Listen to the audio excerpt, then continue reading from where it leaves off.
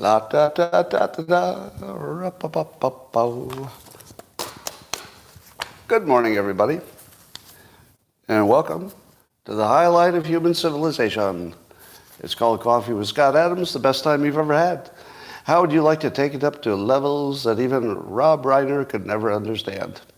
Just randomly picking his name. All you need for that is a cup or mug or a glass, a tankard, chalice, stein, a canteen, jug or flask, a vessel of any kind. Fill it with your favorite liquid. I like coffee. And join me now for the unparalleled pleasure, the dopamine hit of the day, the thing that makes everything better and makes you better too. It's called the simultaneous sip, and it happens now. Go.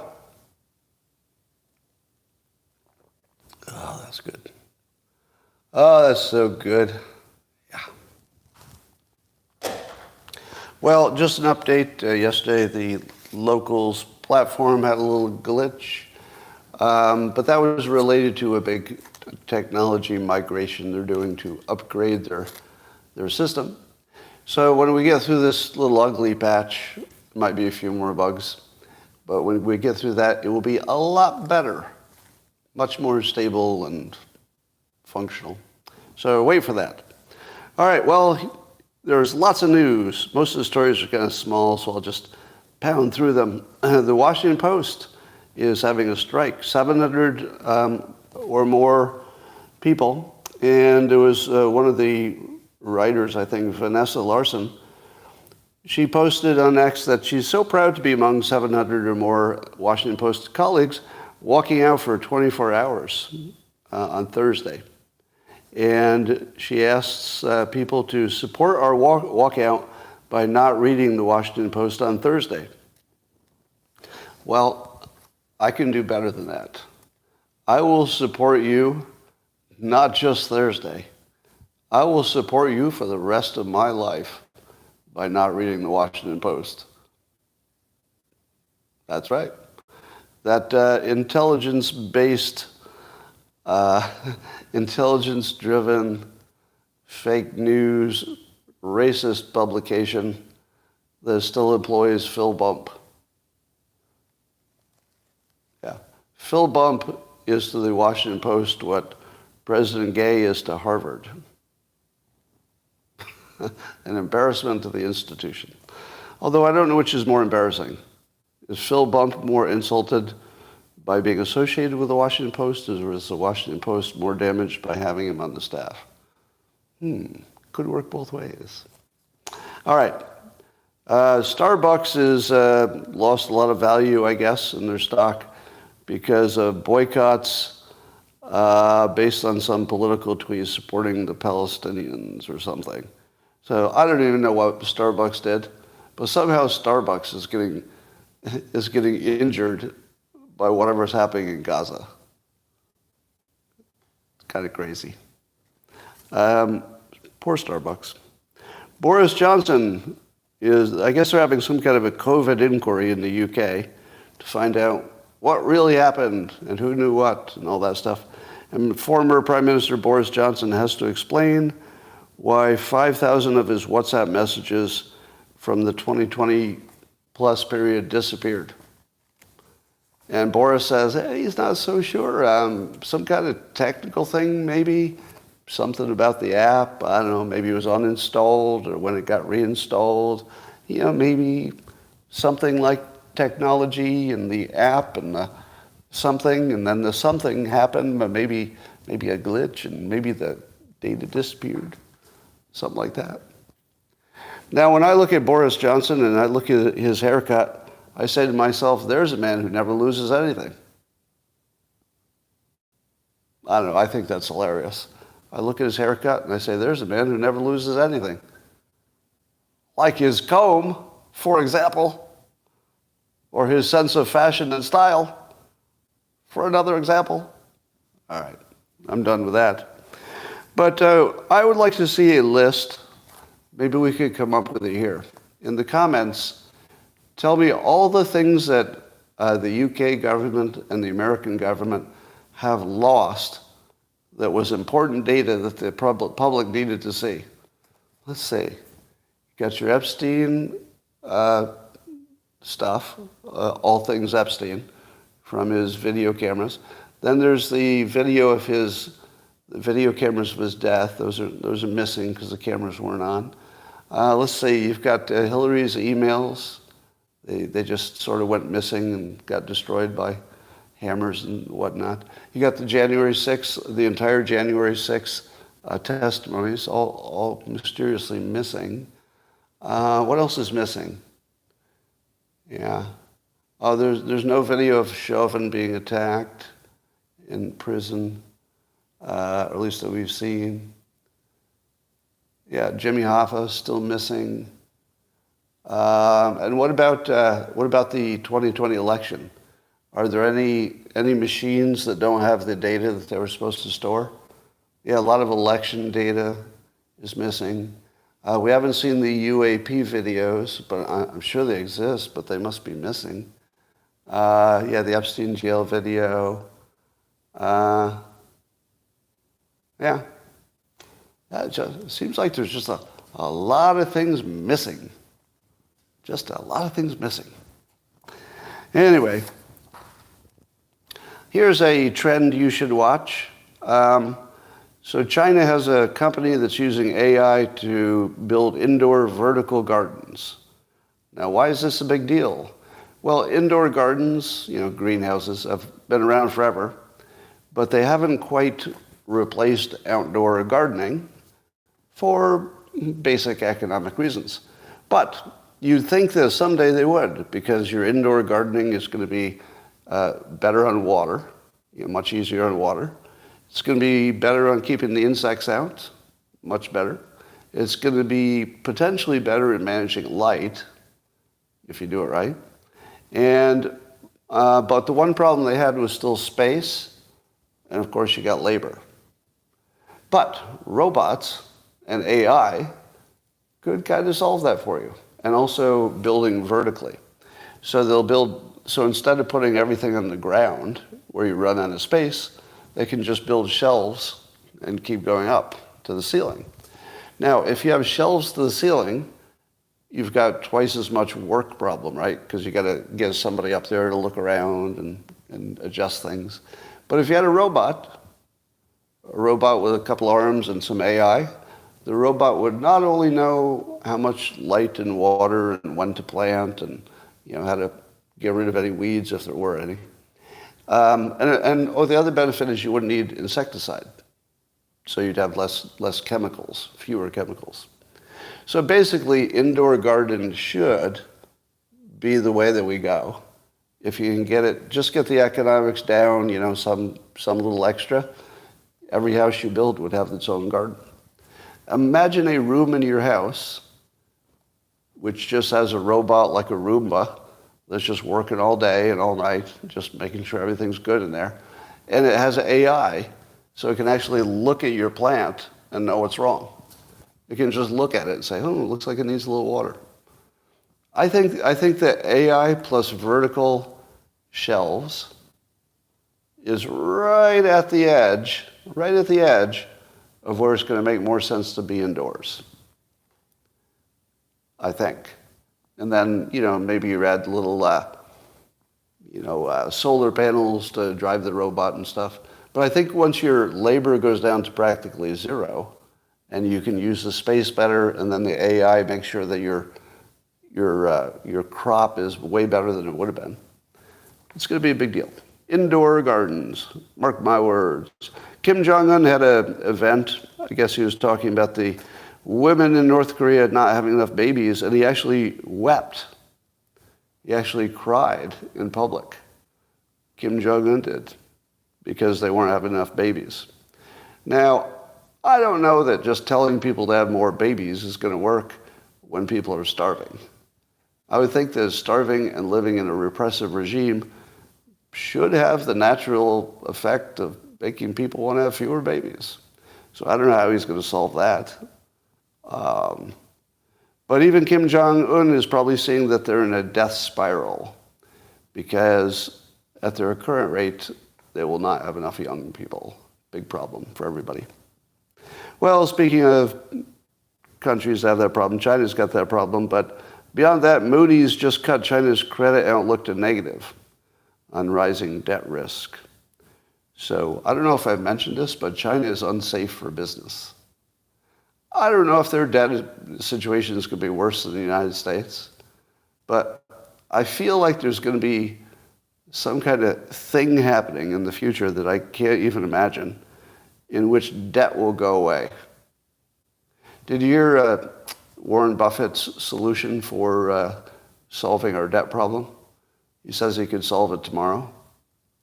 All you do is pass a law that says if you're a member of Congress and you don't keep our debt below 3% GDP, that you automatically are unqualified to run for office. You can't run for re-election if the debt is above a certain percentage of the GDP. Now, that's easy to say, but of course nobody's going to pass a bill like that. But even if we had one, do you think it would work? Probably not, right? Probably not. All right. Our dumbest vice president is reportedly, according to the Wall Street Journal, is taking on a bigger role in advising the White House on the Israel-Hamas war. So here are some of the insightful things that our dumbest vice president is recommending. Now, see if anybody ever thought of these things before. These are so insightful. Apparently, she's pushing officials to articulate more empathy for Palestinians. Well, nobody thought of that before. Empathy for non-combatants who are dying in a war. I've never heard of that before. Okay, that might be a good idea, Kamala. Also, the most obvious idea in the history of obvious ideas. But does she have something better than that? Does she have something better than the most obvious idea in the history of obvious ideas? Yes. They should focus on post-conflict Gaza plan. So they should spend more time talking about rebuilding Gaza. Who told you that? I did. Yeah, it's the same advice I've given. But it's also the same advice that Israel would give you. It's the same advice everybody would give you, which is if you don't describe where you're going, it's harder to get people to want to go there. So she's right, but these are the most obvious things that you could ever advise. And I kind of didn't really need her for any of this. Well, in other news, the X platform is moving ahead to become a payment processing app in addition to being everything else. And they've got licenses now for processing payments in a dozen U.S. states, but they probably have to get most of the states or all of them before they can go live. But that's happening. To me, that's a really big deal. Because, if you got a gazillion people on the app, and let me ask, how many of you in the course of a week, in a normal week, how many of you would send money on some digital app, whether it's Venmo or Google Pay or Cash App? How many of you use any kind of a digital app at least once a week? And Zelle, yeah, Zelle's one. A lot of yeses, few no's. I don't know how you avoid it. I feel like I use it almost every day for one thing or another. Yeah. Well, so I think putting the payment thing into X is going to be a big deal because you're already there. All right. So NVIDIA, which makes these advanced chips, which do, among other things, they're the perfect chip for AI. But the United States is trying to keep NVIDIA from shipping their best chips to China because we don't want China to be as good as we are at AI. It could be dangerous. But NVIDIA is arguing that they can tweak these chips so that they're degraded in some way and not as good as ours. But we'll see about that. I guess China has been as much as 20% of NVIDIA's revenue. But keep an eye on that. Do you think you can really keep China out of the AI game by making sure that their chips are not as good as ours? I don't know. I feel like it's going to drive China to to have their own chip manufacturing. But why wouldn't they have it already? Well, what would prevent China from having their own chip industry? Is it the equipment you need to build the industry? That they would have to build up all kinds of... Because I guess it's the same problem in the United States, right? The United States doesn't have the chip industry it used to have. And it's hard to make it. Because, I guess maybe it's trademarks and copyrights and patents. I don't know. I just don't know what prevents any major industrialized country from making their own chips.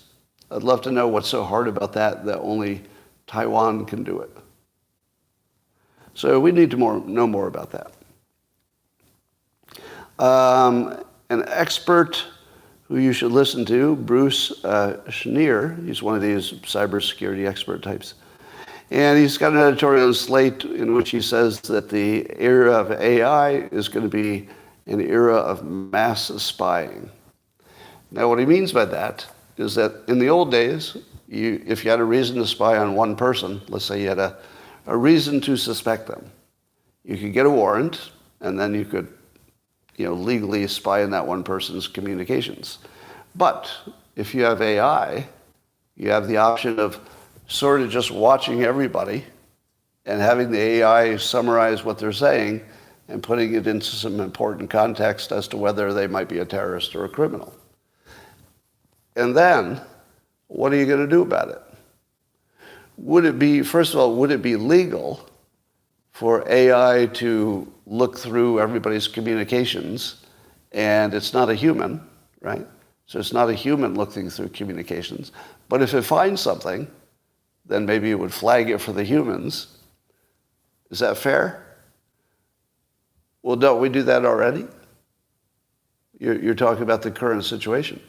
Banks have been doing that for, 40 years.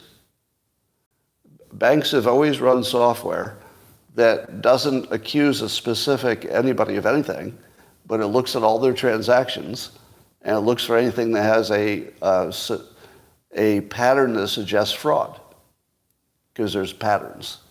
And when it sees a pattern, it surfaces it for the humans. So we've been doing that forever. And I guess that's legal. It's legal for the banks to do it. So I feel like there will be certainly loopholes where AI can do it. So if I haven't told you this before, stop doing anything illegal. If I have to tell you that, you're definitely going to get caught. Anything that you're doing illegal today, that you have a digital footprint for, you're definitely going to get caught. Maybe this year, next year, in 4 years. But you're definitely going to get caught. If there's any signs of a crime in your life, you're going to get caught, right? So you should immediately adjust all of your illegal activities to get rid of them. One of the predictions I made in the late 90s is that technology would eliminate crime. That technology would eliminate crime. And there are several ways I said that would happen. Number one was there would be cheap cameras everywhere, right? Remember in the 90s, I said the economics of little video cameras would go down so much, there would just be a camera everywhere. And sure enough, there's pretty much a camera everywhere. So there's still crime, but the odds of getting away with lots of different types of crimes is going way down. Now, what if AI can find every financial crime? Imagine AI looking for insider trading. It can find it every time. It's not that easy to find insider trading with normal mechanisms. But imagine AI could find the brother-in-law's cousin of the person who had the insider information. I'll bet we can't do that now. Because the normal way you would get away with insider trading is you'd have somebody else do it. The dumb way to do it is to be, a person in the company that has the insider information and then trade in that a day before the announcement. right, you're going to get caught. Because the systems do look for that. They look for unusual trades right before big news events. But if you would simply talk to your cousin in person and said to your cousin, hey, you know, your brother-in-law that nobody will ever connect me to because it's too many jumps, tell him to buy a little bit of this. And by the way, you know, I might be asking that brother-in-law's cousin for a favor someday. So you can work things out so there's a system of benefit that just never shows up on paper. But AI could find it because they know who your cousin is and they know your cousin's friend made a trade. And suddenly, you know, this hiding stuff doesn't work. Now remember Hunter Biden had all these shell corporations? Now, that worked because nobody was looking for it. As soon as they were looking for it, they could start to unwind it all. But if you weren't looking for it, you weren't going to discover it. But could AI look for it? Could AI have enough access to enough databases in other countries, et cetera, that it could find all the illicit corporate structures and also figure out how they connect to each other and just draw up the crime? Maybe. So I think we're reaching that point I suggested where, you know, we might be dumb enough to let all the criminals out. That's a different story. But we'll have the ability to basically catch any crime.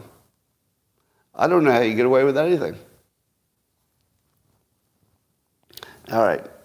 But mass spying, yeah, that's definitely coming. Taylor Swift is the person of the year on Time Magazine. Now, did you ever think that Time Magazine was making their choices based on, you know, objective criteria? Let me explain how the media works. Time Magazine makes their decision who is the person of the year, not because it's necessarily the best choice or what the customers would think. Sometimes it's just marketing for the magazine.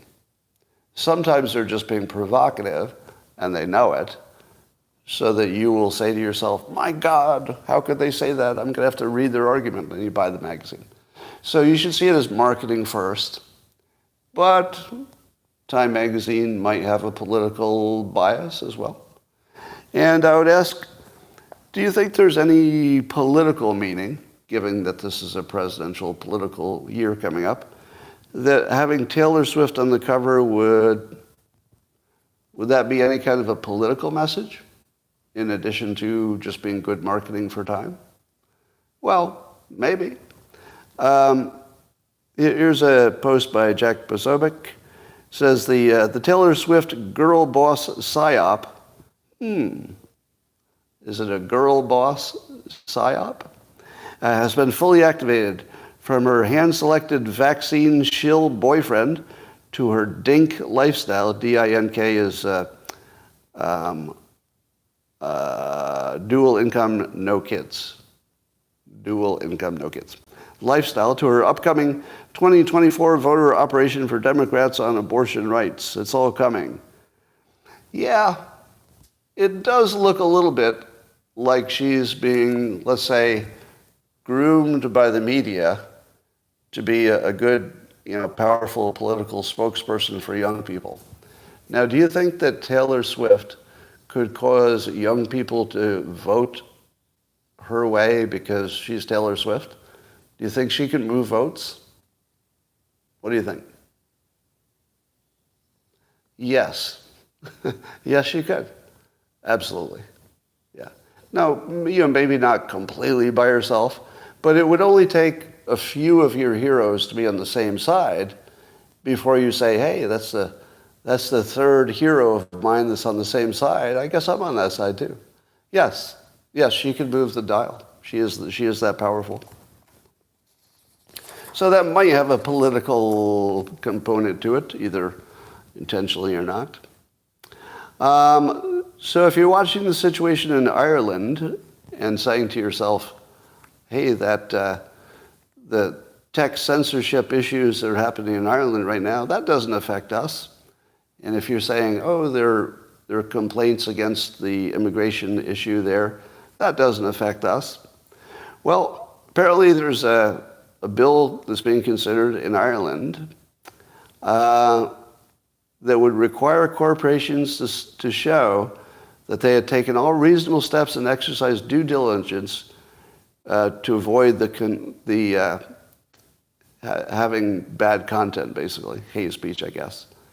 So, like most things, it's the side effect that you worry about. It's not what it says on the surface. It's what's going to happen after that.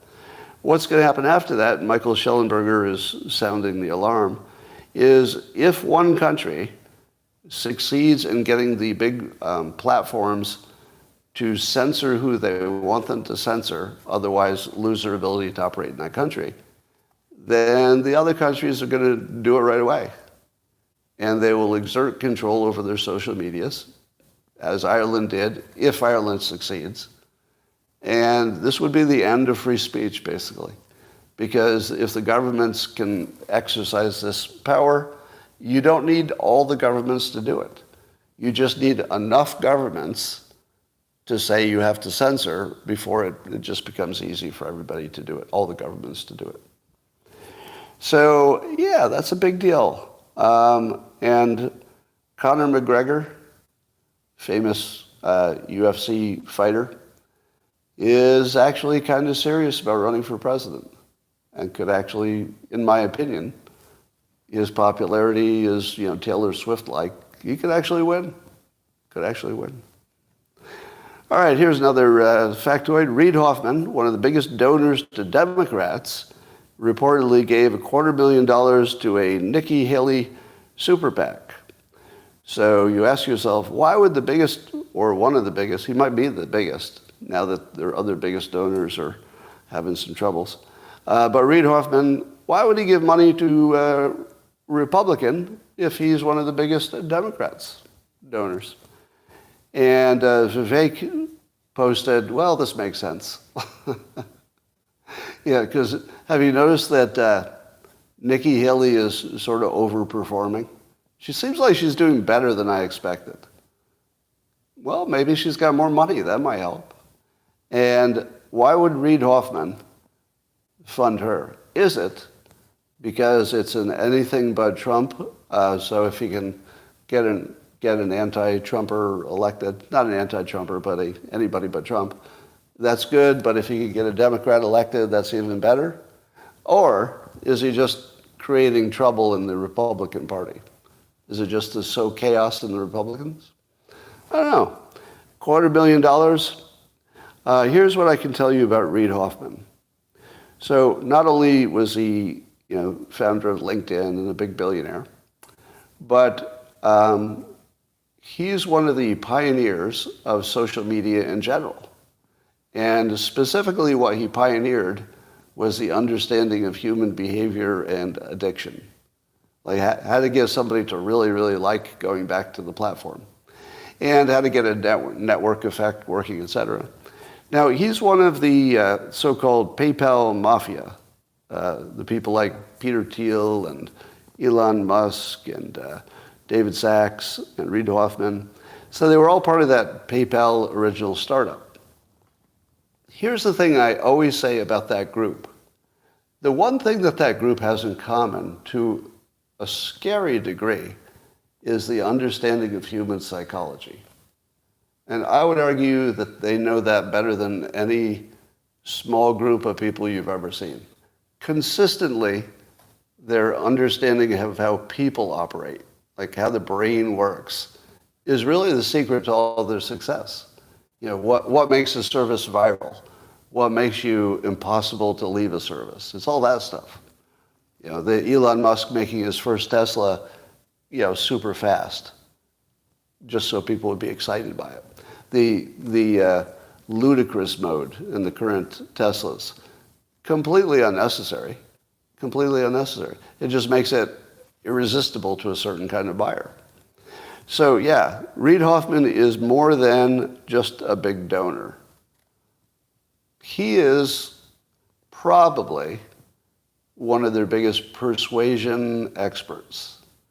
So if you see a persuasion play coming out of the Democrats, probably Reid Hoffman thought it was a good idea.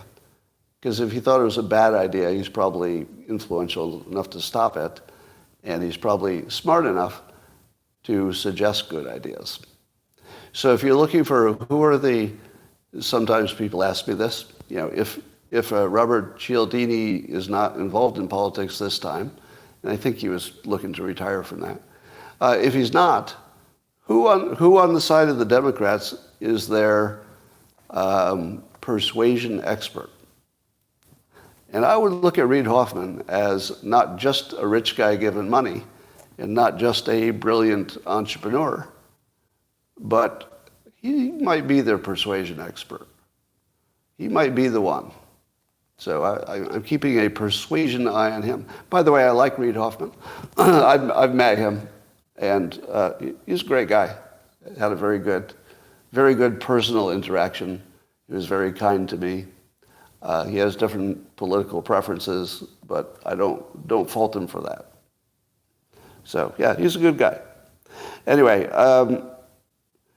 Facebook and Meta getting some heat for having too much sexual content for young people. So there's some kind of a civil lawsuit being filed in New Mexico. And doesn't it just boggle your mind that the X platform was singled out for their advertisement being too close to content that people don't like? And none of it was true. It was way more true on the platform that backs the Democrats. Way more true. But of course, the truth doesn't matter. It's a political season, so the truth doesn't matter. All right. In California, a new law is going into effect on January 1st. So California retailers will be fined for not having gender-neutral toy section for kids. You'll actually be fined if your toys are for boys and or girls. Or I guess if it just looks obvious it's for boys or for girls. Now, aren't there a lot of toys that are just naturally gender neutral? I thought that was already the case. Aren't most things gender neutral? Well, maybe not most for kids. But this looks like just begging for lawsuits for no good reason. And what would that look like anyway? If you labeled it, how would you label it? Would it be toys for boys, toys for girls, and toys for undecided, or toys for non-binary? Like, how would you even call it out? Toys, non-gender toys or something? I feel like everything is just designed to make it harder to be in business without getting sued. Yeah, non-tuckable swimsuits. I don't know. I don't know what they do. But that looks like a ridiculous overreach by government. So apparently Hunter Biden has something that the news is calling his sugar brother. Sugar brother. Somebody who gives him money. We don't know what this guy's getting in return. We can only imagine. But apparently Hunter has received $4.9 million from one Hollywood lawyer, Kevin Morris, in a 3-year period. Now, I don't know about your friends. I've never had a friend who would give me $5 million for basically nothing in return. Well, boy, do I wish I did. I wish I had a friend like that. But when I say for nothing in return, that's unfair. Because some of it is that he bought Hunter's artwork. So, I'm sorry, I should correct myself. I exaggerated. It's not that he gave $5 million for nothing. Some amount of it was loans, according to Hunter. There were loans. Could somebody get me a copy of the loan agreement? Or, I'm just going to guess, I'll bet you when he's asked for the loan agreements, he's going to say they're missing, possibly lost. Lost or missing? Anybody want to take the other side of that bet? That the loan documents, they definitely existed. But I don't know. It might be in my WhatsApp messaging that reset itself somehow. Kind of an app, kind of a bug. I uninstalled an app and now my files are all gone. Yeah, I think something like that. Something like that's going to happen. So I guess Hunter does use this trick of saying something's a loan and then avoiding taxes. You realize, of course, that at some point, if you said something's a loan and you don't ever pay it back, at some point, you still have to call that income, don't you? If you never pay it back. Actually, I don't know the answer to that question. If anybody's an IRS expert, let's say you legitimately received a loan and you actually had paperwork for it, and then you just didn't pay it back. Does it ever count as income? If it's obvious, once it becomes obvious, there's no intention to ever pay it back, and maybe you have the money. Maybe that's the key. You have the money. It's clearly true you have the money to pay it back, but you just don't. Does it become income at that point? Or does it become just bad news for the person who gave you the loan? From a banking perspective, if somebody defaulted, it wouldn't be income. If you simply defaulted because you couldn't afford it, that doesn't become income. That's just a defaulted loan. But if it's clear you never had documents, 10 years have gone by, you've never made an interest payment, you've made no attempt to pay it back, wouldn't the IRS reclassify that as a loan eventually? Somebody says if you default on a credit card, it counts as income. Oh, I'm seeing opinions that people are saying that it does count as income. Interesting. Could have gone either way. I didn't know how that was going to go. All right. Well, these are comments on social media, so talk to your accountant before you take my tax advice or anybody else's. So what do you think of this? Is there any reason that this one Hollywood lawyer would be giving millions of dollars to one person who, by the way, they were not childhood friends? This guy started giving Hunter millions within, a few years of meeting him. Now, that's a friend. All right.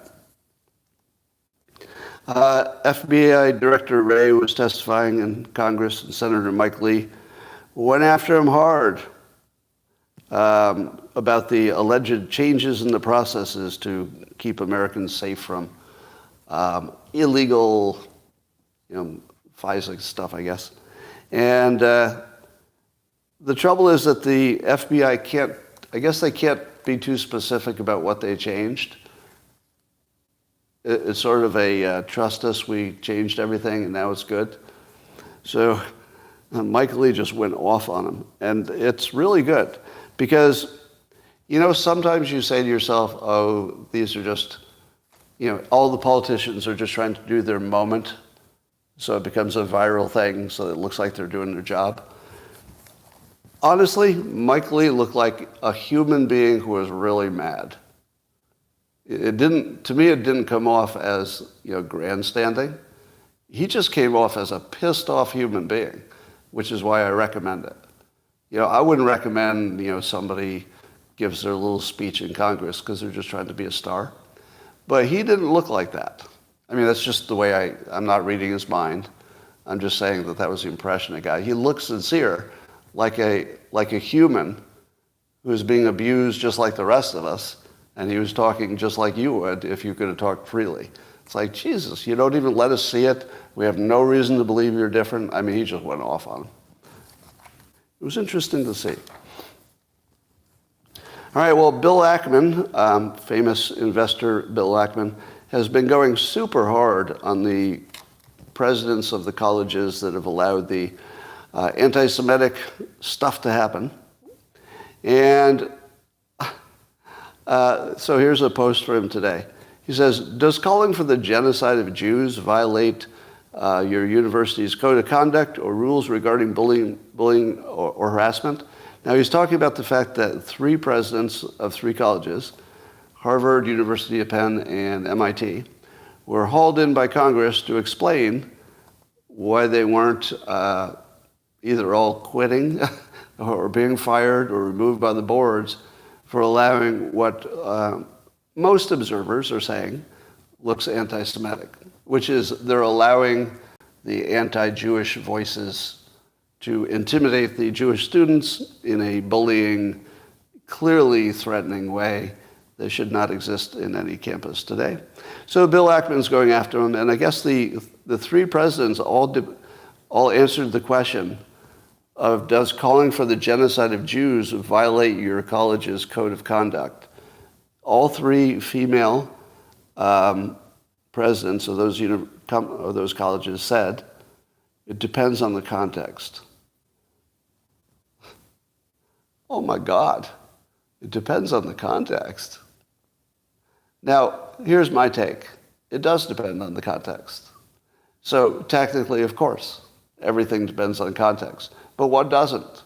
Is there something that doesn't depend on context? Of course it does, right? Let's say the context was somebody was giving a speech about what you should never do in public. Well, that context would matter, because it would mean that what they said was the opposite of what they thought was true. So yeah, context matters. But in the real world, is there ever going to be a context where this matters? I mean, really? Is there ever going to be a context that makes this okay? Ever? And would this ever be okay in any context if any other, ethnic group were involved? No, of course not. Well, maybe white people in general or white men. But any other group, no, it would be inappropriate. So there's continued calls for those three college professors or college presidents to be fired by their boards. Will it happen? I doubt it. I don't think any of them will be fired. Do you? Nope. No way. All right. There was a study that I think it was the End Wokeness account on X. It's a great account to follow. It finds a lot of good stuff. So there was a national election studies in 2021. National Election Studies was the name of the study.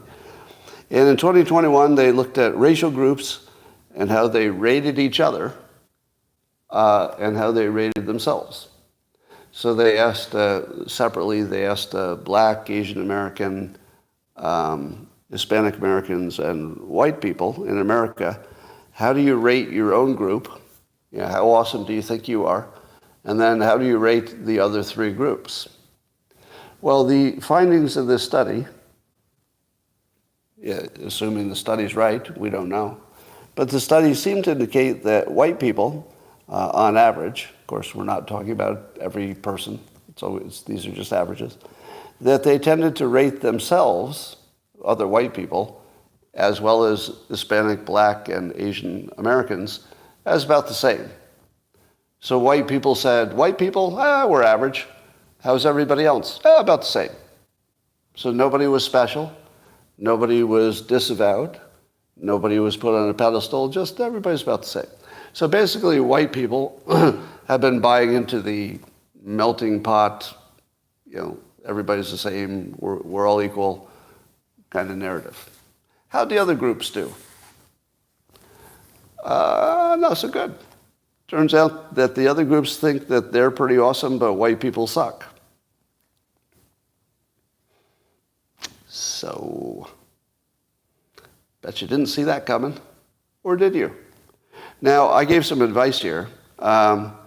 If you believe that this study is accurate, and you believe that white people generally are not biased against other people on average, but that other groups might have a very low opinion of you if you're white, don't do anything about it. That's my advice. Don't mention it in public. Don't bring up that there's a study that suggests maybe there's a way to act that would keep you safer if you were white, because you will be very canceled if you point that out. So what you should do, the only ethical thing, as I've been told, I didn't know this at first, but I've learned this, the only moral and ethical thing to do if you're a white person is to continue associating with people who have a low opinion of you. Because to do otherwise would be racist. So that's your advice. Okay. Vivek posted today, truth number one, January 6th now looks more and more like entrapment. Well, that's pretty direct. So a major candidate for president who is not Trump is saying directly that January 6th looks more like entrapment. Why? Well, there are now more videos coming out that show multiple instances of police calmly removing barriers to let the crowd into the Capitol grounds. Calmly and repeatedly removing barriers that are working. This is the key point. The barriers were working. The people were on the other side of it, and they were sort of respecting the barrier because there were police there. And the police actually removed the barriers and let them in. Then we've also seen multiple interior security cameras that show that the people look more like tourists. They were just wandering respectfully, staying between the lines, and the law enforcement was high-fiving and basically just letting them do their thing because they either didn't think they would be violent or they were in on something. We don't know what they were thinking or why they did it. We just know it happened. So do we have, let's get let me test the temperature of my audience. In the comments, do you think it's a fair statement that January 6th now looks more and more like entrapment? And we're also not told the number of undercover informants or whatever in the crowd. So we're told that we're not going to be told how many were the entrappers, the alleged entrappers, but let's just call them the undercover people. We're not told that number. The public can't know that number. Now, what do I tell you about the government? If this were an individual, and an individual said, I have some information I'm not going to tell you, I say unambiguously, well, I don't know what that person did, but innocent till proven guilty. Definitely innocent, innocent, innocent by our system, which is a really good system, until proven guilty. I don't care how guilty it sounds. It can sound guilty, but you got to prove that shit. That's the rule. But not for the government. If the government doesn't tell you something, you can infer their guilt. Totally appropriate. It's logical. It might not be right, but you can infer that they've given you reason to believe they're guilty. And you can act on it. Within the law as a citizen, you can act on it. Yeah, I agree with Vivek. And I would say I didn't start here. I did not start out believing that there were enough FBI informants to make a difference. I didn't start there. I always knew it was an interesting question, but I didn't have the data to firmly say one way or the other.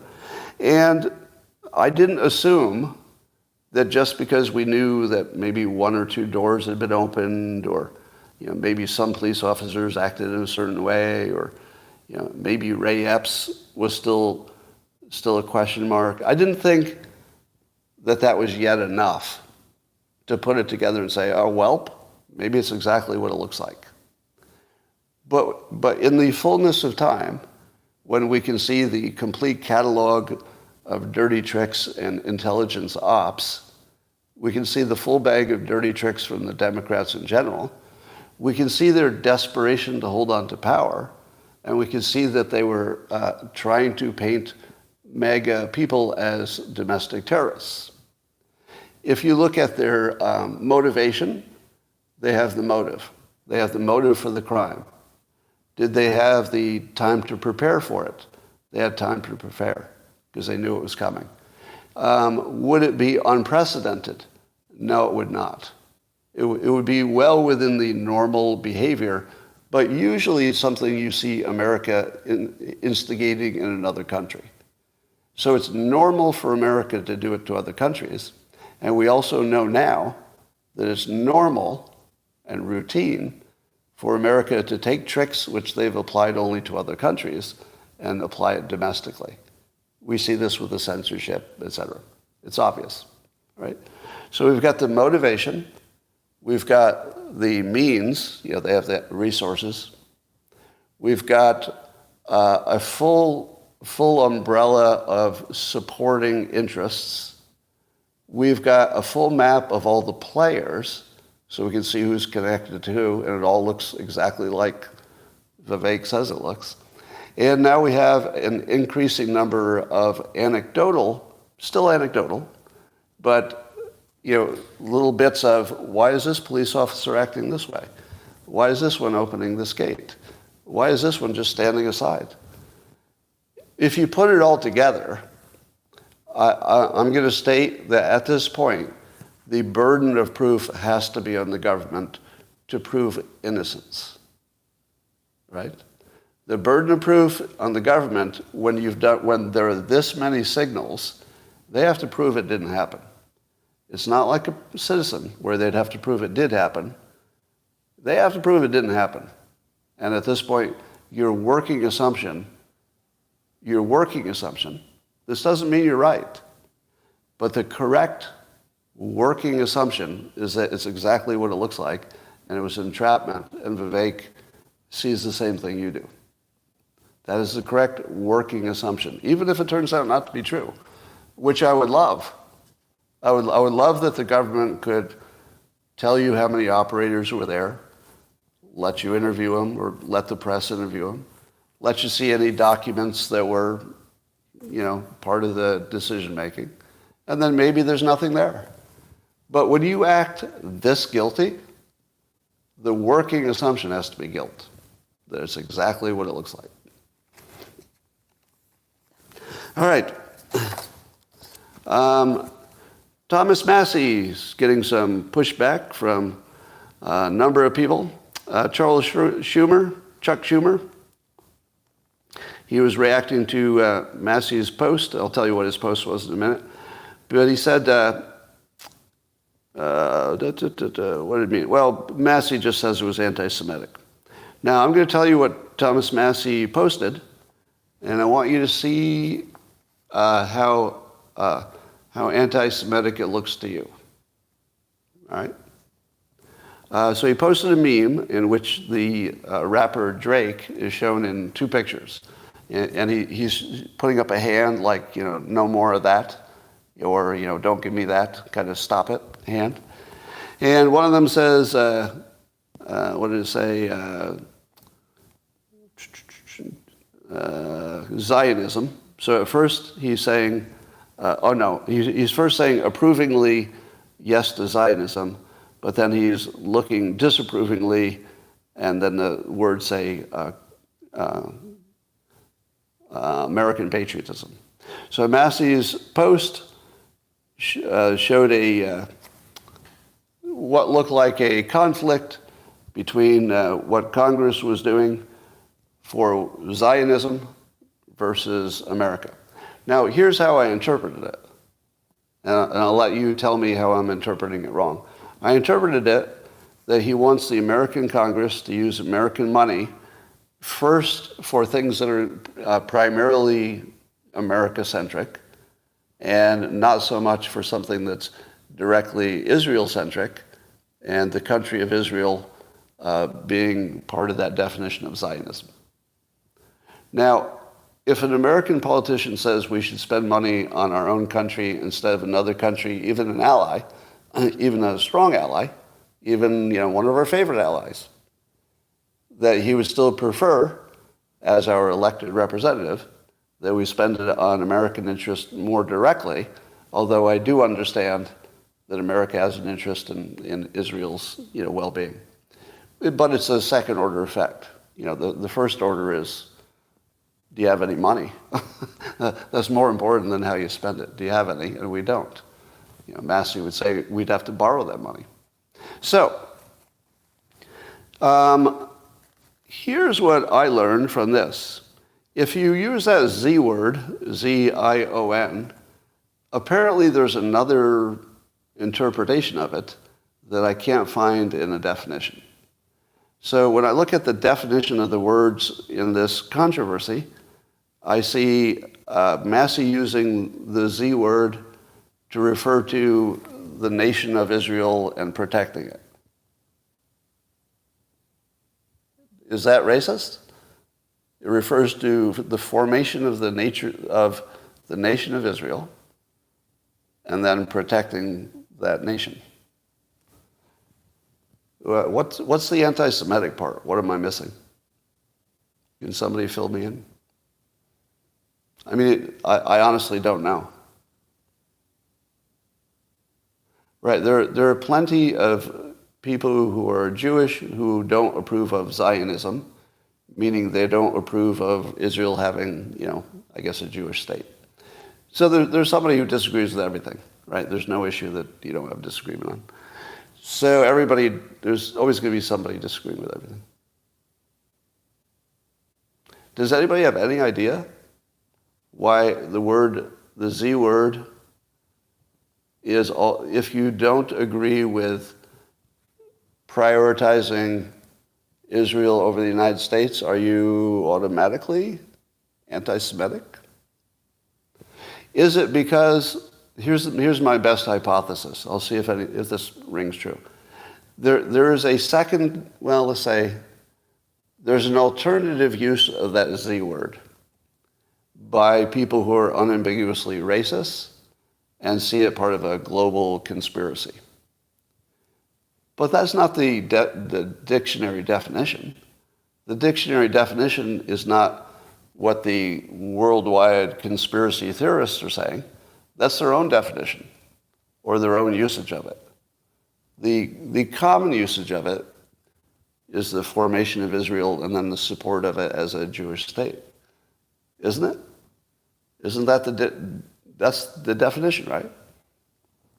And I actually looked for the definition because I thought maybe there was an element to the definition I didn't get. But here's my best take. My best take is that, of course, Thomas Massey is not using it in an anti-Semitic way. Okay, let me just say this. Thomas Massey did it. You think he did an anti-Semitic post like this soon after October 7th, an elected member of Congress? You think he did an unambiguous anti-Semitic post, which he knew he was doing? Really? Yeah. Really? Really? Could you actually stand in front of me and tell me you believe that? But here's my best defense of Schumer. All right, so let me steel man this. Is that the right word? So I'm going to take Schumer's point of view and argue it the best I can. It is true that people who are definitely anti-Semitic have used the word Zion as a integral part of their anti-Semitic, larger messaging. Is that true? Can we agree on that? That the people who are unambiguously anti-Semitic, especially online, use the Z word as part of their anti-Semitic messaging. So if you are associating with that group in any way, like even by using their wording, well, that's maybe a little suggestive of anti-Semitic because you're borrowing their language. I can see that. I can see why somebody would ask you to disavow the post, but that's really different from being anti-Semitic. So I don't believe that even Schumer believes that Massey is anti-Semitic. He's talking about the choice of how to message. Would you agree with that? That even Schumer is not saying he is anti-Semitic. He's simply objecting to the messaging because it's too suggestive of a world in which they use that word too much in the worst way. But here's the thing. Massey's not an idiot. He's just using words the way words are used. So I get...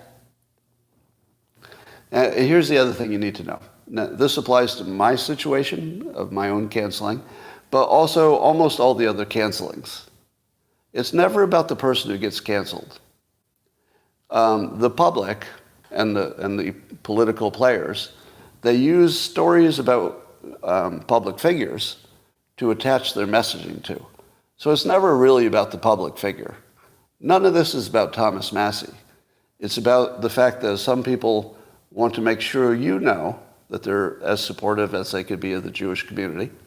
And they want you to know that they won't tolerate anything that looks even suggestive of being on the other side. So the way to interpret it has nothing to do with Thomas Massey, because it legitimately has nothing to do with Thomas Massey. He just used English words the way they're used and the way he likes to use them. Everybody understood exactly what he meant. There was no confusion about what he meant or who he is. But still, fucking assholes can turn it into something because it's easy to do. So, but also, here's the other thing you should be aware of. This is a hot war, right? This is not theoretical. Israel's at war, and they're right in the thick of it. Here's what I would not ask you to assume. Don't assume that people are being objective observers of anything. There's no objectivity happening here. And if you try some objectivity, you're going to get your ass handed to you, right? So a lot of the messaging pro and con of everything is more about, do you support Israel, right? So this is the point where any little diversion from the perfect messaging in favor of Israel is going to get a lot of scrutiny. I'm surprised it hasn't happened to me yet. You know, I've said from the start, I'm 100% backing Israel, and my reasons are easy. My reasons are easy. It's what any country would do. Any country who would experience what they did on October 7th would respond same way if they could, you know, if they had the military might to do it. So having an opinion on it, to me, just seemed like a waste of time. It's just going to happen. My opinion isn't going to change anything. So I'm 100% understanding of it and supportive of it. But I don't know that that'll protect me. Because you realize the first second I say something that could be interpreted as off message, the ADL will come after me, right? Like, you can't be 100% in favor of Israel and still be safe. You're just not safe. And I think Massey's an example of that. He's, anyway, there's enough about that. All right. As Mike Cernovich has pointed out, I'll just read his post. He said, Bill Ackman and the Harvard donors are the leading indicators of 2024. He will never openly support Trump, talking about Ackman, not the point. Even Trump haters see a huge mess, meaning the country. Imagine what most Americans are thinking. And then Mike finishes in his usual provocative way. He says, that's why the regime is using media apparatchiks to incite assassination. Hyperbole? Is that too far? Is that an exaggeration? Do you think the Democrats have an intentional strategy of getting Trump assassinated because it's the only way they can stop an obvious train that's out of control, which is their own train? But they don't want Republicans to stop it. They want to, I guess, keep the train going. I agree with this completely, and I'm gonna add some weight to it. Here's some weight. Rob Reiner says that Trump would be the end of democracy. Rob Reiner, yeah, who's the head of an organization that includes some former CIA members on it. Some say, without evidence, that Rob Reiner might be part of the deep state blob and not just a person with an opinion. Some say. But if that were true, and I don't know that that's true, I know that he acts exactly like he's part of the deep state. I don't know that it's true. I just know his actions are consistent with it. And if it were, and he says it's the end of democracy, what does that signal to you? Well, by itself, it would just be political blah, blah, blah, right? Because people say stuff like that. But when you say it about Trump, and it's in the context of all this other stuff that I'm going to mention, it does feel like a call to assassination. It does. Because if you can tell people that Trump is bad enough, he's enough of a Hitler, dictator, tyrant, then you can make the case that there's nothing that's out of bounds to stop him. Nothing's out of bounds. So look for this in their messaging. Nothing's out of bounds. They won't say that, but they will say, well, he might murder your children, so, do what you have to do.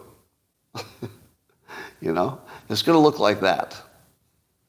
All right, what else? Liz Cheney warns that a vote for Trump, quote, may mean the last election that you get to vote in.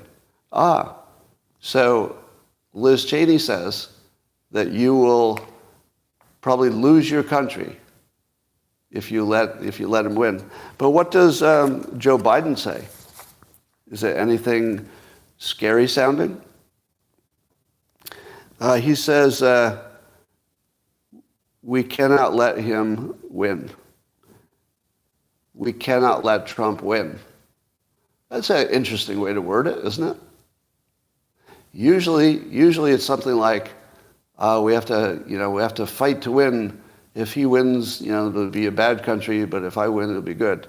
But that phrase, we cannot let him win, does that sound like permission to do anything to keep him from? If you cannot, that seems like it's going beyond preference. Cannot is a decision. You see the difference? We don't want him to win as a preference. Our team would do better as a preference. He'd do a bad job as a preference. I'd do a good job as a preference. He has bad policies, that's a preference. I have good policies, that's a preference. We cannot let him win is a decision. That's not a preference. That is allowing anything. We cannot. Cannot is a really strong, and it feels like he meant it.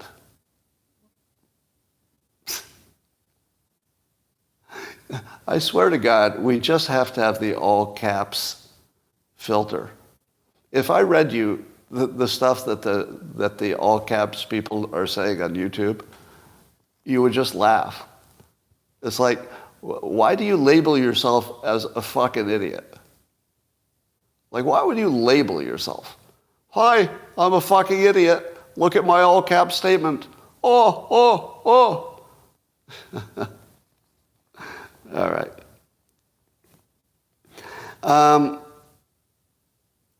So the Democrat playbook is they're going to go after the following things from the Republicans. So here's their attack on the Republicans. They're going to go after the potential for a national abortion ban, because Republicans talk about that. Apparently Trump has wisely refused to engage on that question, which is the right political stance. And as others have pointed out, assuming that Democrats still have some power in Congress, I don't see how there would ever be a national abortion ban, do you? How in the world would Congress change so much that you could get a vote for a national abortion ban? Does that even sound like something that could happen? Don't say whether you'd like it or not, but is it possible? It doesn't seem like it. But it's a good political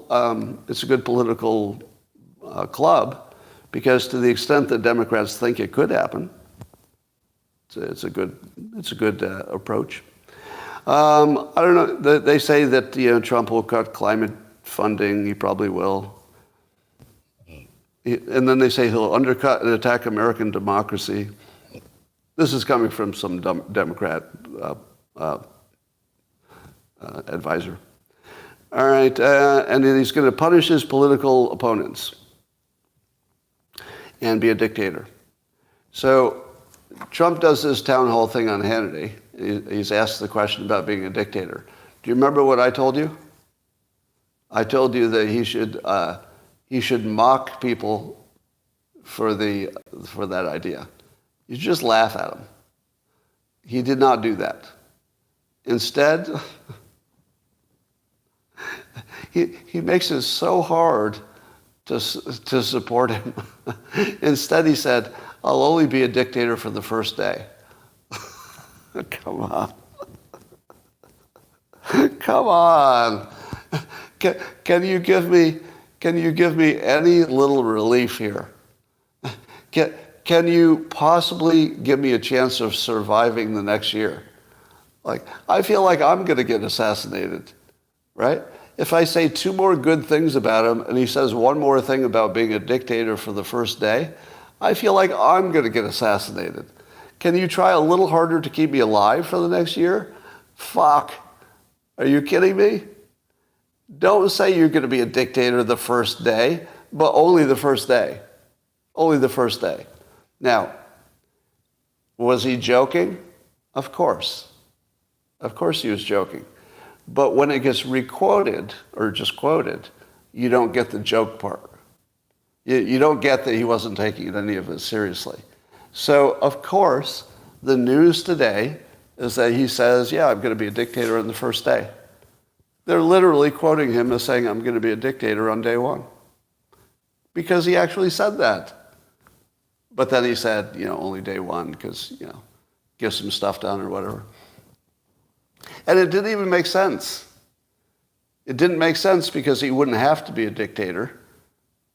If he actually has the powers to do the things he wants to do, he doesn't need to be a dictator. Why would he say that? Why? Come on. Make it a little bit easier for us, huh? A little bit. All right. Well, I think he'll probably trend in the right direction on that. Yeah. I think he needs to be funnier in mocking it. He needs to make sure everybody knows that he thinks you're an idiot for thinking it. Here would be the way I'd explain it. You want to hear the fastest persuasive argument for how he will not become a dictator? All right, here it goes. Become a dictator? I've been president for 4 years. Do you know how hard it is to get anything done? Do you know how many people would have to be involved in any small decision? Even the smallest thing has to be approved by this miles of bureaucracy. Do you know how many of the bureaucracy are Trump supporters? Mostly not. Mostly not. You've got a whole government of people who are against me who work for me. How in the world am I going to become a dictator when I can't even get an executive order passed that doesn't get reversed in a few months by the next president? How in the world? I couldn't even get the National Guard to protect the Capitol on January 6th. How in the world do I become a dictator? Can somebody tell me that plan? Like if I make a phone call and tell somebody to do some dictator stuff, in your world, do they go do it? In my world, it starts this big bureaucratic process which stops everything from happening. I can't even do easy things. I can't even do things you want. Do you know what else I can't get done? I can't build a wall, and most of you want one. Think about that. Not only can I not take over the country by talking, I'm not going to become a dictator because I talked myself into it and talked you into it. You would need the entire function and structure and the military to somehow be on the same side of that. I can't even get Congress to do the things that most of the people in the world want to be done. I can't even get easy things done. How in the world am I going to take over the country by posting on Truth? He's not even on X. He's not even on social media. He's only on his own social media. How in the world is he going to take over the country? I mean, to me, that's just funny. And here's why that's persuasive. Because as soon as you say the bureaucracy is so thick that I can't even do things that all of you want me to do, you'd be done, wouldn't you? The moment you hear that, you go, okay, that's kind of true. If you can't even get things done that we want to be done, How in the world could you overthrow the country just because you thought it was a good idea? Yeah. And here's an even better one. You want one that nobody would ever stop talking about? He'll never say this, but it would be awesome. Well, let me explain something to you. Imagine Trump saying this. If I tried to become a dictator, Don Jr. would kill me.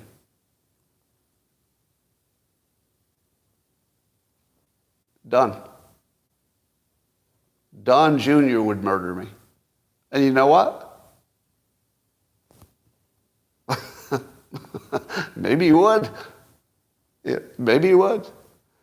If he said Ivanka would kill me, I think I'd believe that too. Because you know what? Ivanka and Don Jr. are patriots. And they would actually care about their country probably more than one person, even their father. Now, you could argue about whether that's true or not, right? But you would never forget it. If he ever said something like that, you could never get it out of your head.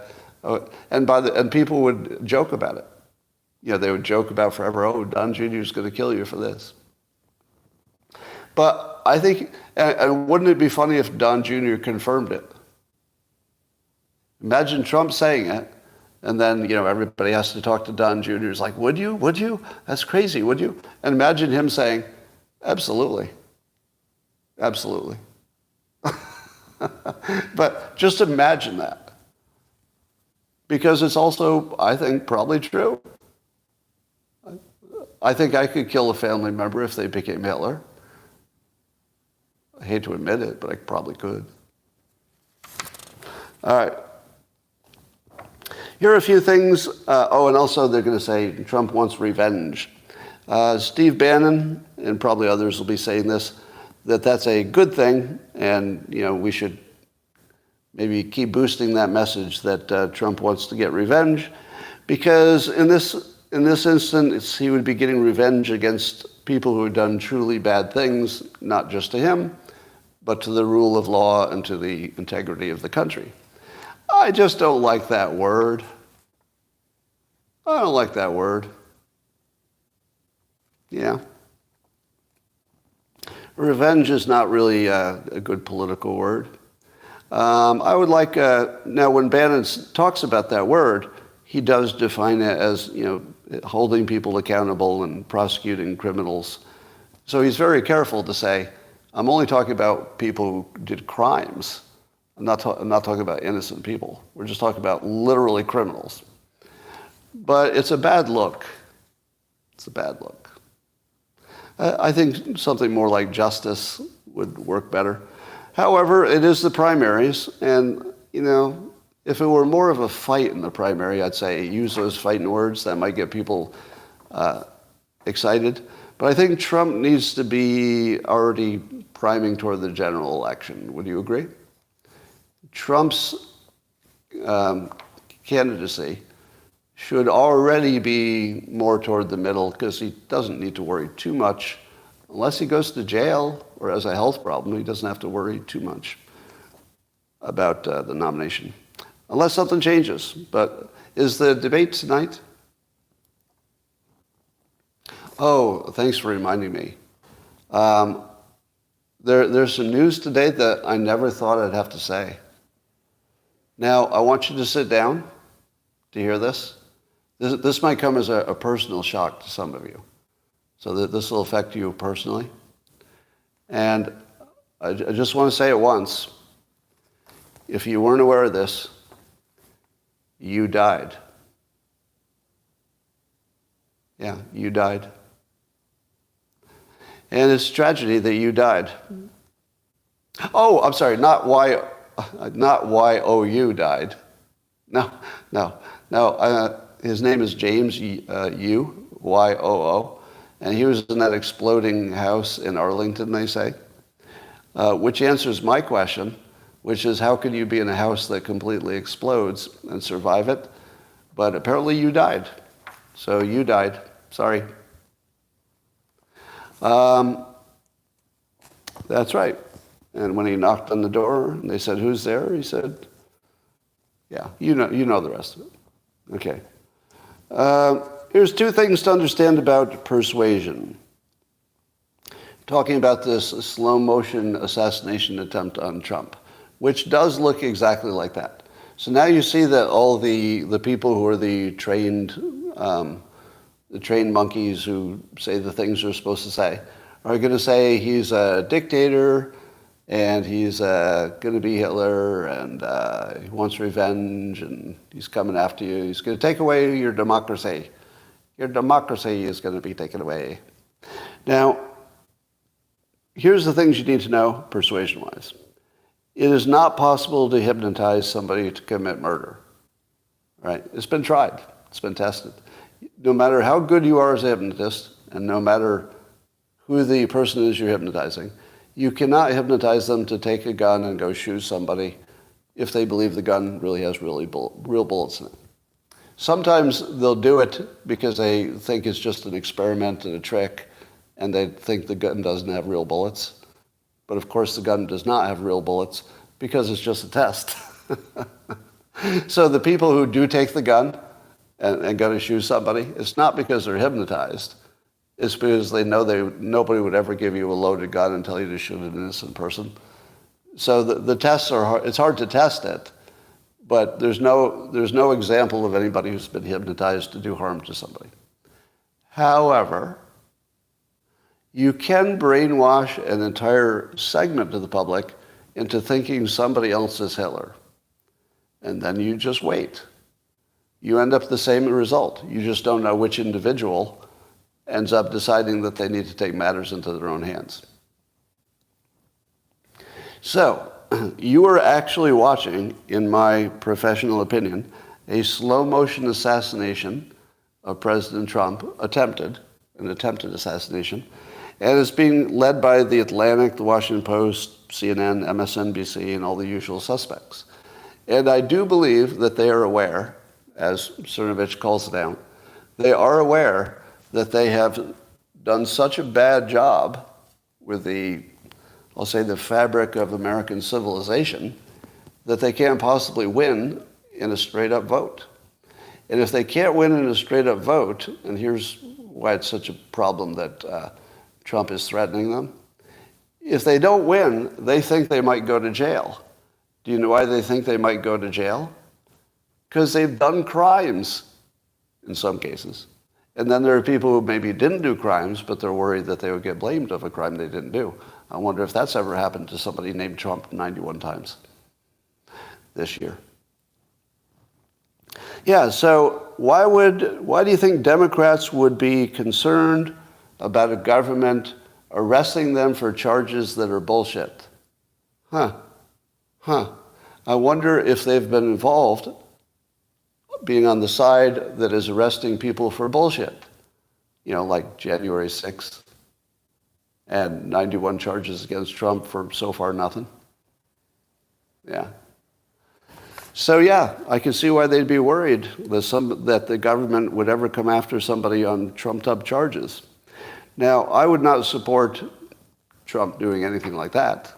I would be very, very much seriously against any Republican president who is doing political prosecutions. I hope I would be wise enough to recognize it, though.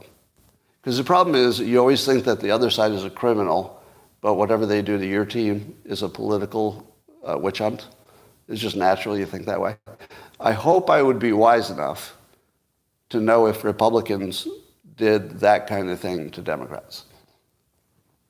I haven't seen it, so I haven't seen a signal for it, but I worry that I'm not tuned to it, that I would miss it. And that's a big problem, because you don't want your side to do that either. So let me assure Democrats, if you need it, that I would be on your side if anything Trump or any other Republican did looked like a purely political prosecution. I could not back that. And I would also believe that would be a big enough problem to impeach a president. So if Trump did something that looked like political prosecutions, impeachment's on the table. Yeah, you got to be serious about that shit. You can't take that as team play. That can never be team play. That's just got to be the American play. Would a special prosecutor for several areas be a good idea? Maybe. It's a case-by-case situation, but maybe. Is it word thinking on the Z issue? No. I know what you're saying. The word thinking, are they just trying to use their own definition of the word? And that's definitely what's happening. But I think this is more a case of trying to scapegoat people to boost your own message. So the word thinking is just two people having an argument but trying to win by changing the definition of words. What's happening with the Zion stuff is it's being used to identify people that can be boosters of your message, basically. So similar but different. All right. So the other thing you need to know about persuasion is, although you can't hypnotize one person to murder, you can very easily hypnotize a group of people to see somebody as someone who is deserving of murder. And then you wait. And then you wait. So, so look for that. You should look for more evidence that they're looking for what would be the right term for it? Something that's outside of the political process would you call that an extra political, to mean it's outside of the political process? An extrajudicial? Extrajudicial means you're doing something illegal, right? Yeah. All right. Ladies and gentlemen, that is more than enough. I think we've done our job here. Do you believe in strategic incompetence? Yes. I mean, all the lost documents and lost files, I don't believe any of that. I believe that they are strategically deleting things and claiming incompetence. Yeah. It's called lying. Yep. Here's a question for you. Do you think that Trump this time would be able to assemble a high-quality team, or will he be once again locked out from, the strong traditional players who normally would want to be part of an administration? I have a suspicion he might be able to get high-quality people. I'm not positive. It could work the other way. But part of the reason is this. The Republicans have a lot of high-quality people who could use jobs. Yeah, no, I'm not one of them. I'm definitely not a high-quality person in terms of a government job. But I don't even have to give you names. But just imagine all of the Republicans who would make a good spokesperson for the administration. The head of communications. Just think of all the insanely good choices that you can make, right? Just insanely good. I'm going to throw one out for you, okay? A head of communications in a Trump administration, Greg Gutfeld.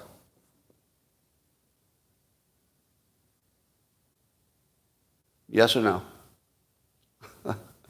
Now, I don't think he'd ever do it. It would be a suicide mission. But would Trump be smart enough to know that if you made those stupid press events interesting, and you had somebody with a real personality, not somebody who's just going to say, no, I don't know, and I'll look into that, and you've asked a question already, all the bullshit things. What if you had somebody who actually engaged with the audience, had fun with the audience may even like, maybe they just like him, and he just has fun with it. Because it's not a useful process. The press events are just not useful. And that's why, didn't Trump just get rid of them after a while? He just stopped them, didn't he? Because they're so bullshit. But somebody like, let's say somebody of his capabilities.